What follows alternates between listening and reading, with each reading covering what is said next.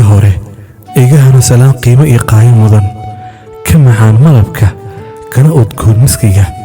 salaan kadib waxaan hawada kuu soo marinayaa fariintaas oo ay kaaga timid naf ku jecel adiga, u hamuun codkaaga, u xiisay aragtidaada, u riyaaqay jacaylkaaga.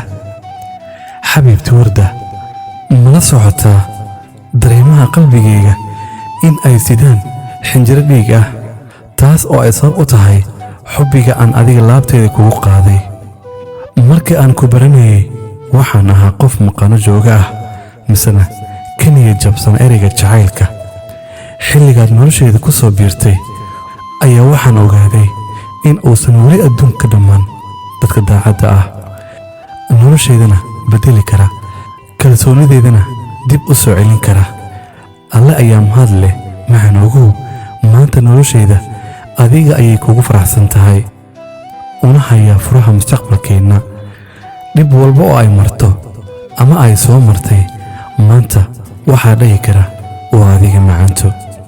xubbi macaan, waan kula dardaarmayaa imaqal, nolosha waa isbeddelaysaa.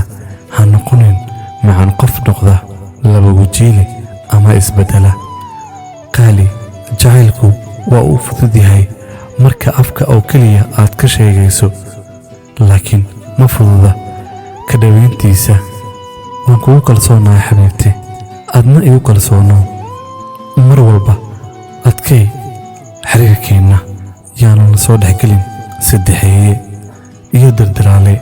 warday xabiibi, jacaylkeennu waa sidii daruur soo da'day, barwaaqo saxansaxo udgoon buu sidii roob ku arooraa. waxaan sahal u eegtaa biibi dhankaad iga jirto, wardo adiga mooye waxaan horay u soo maray.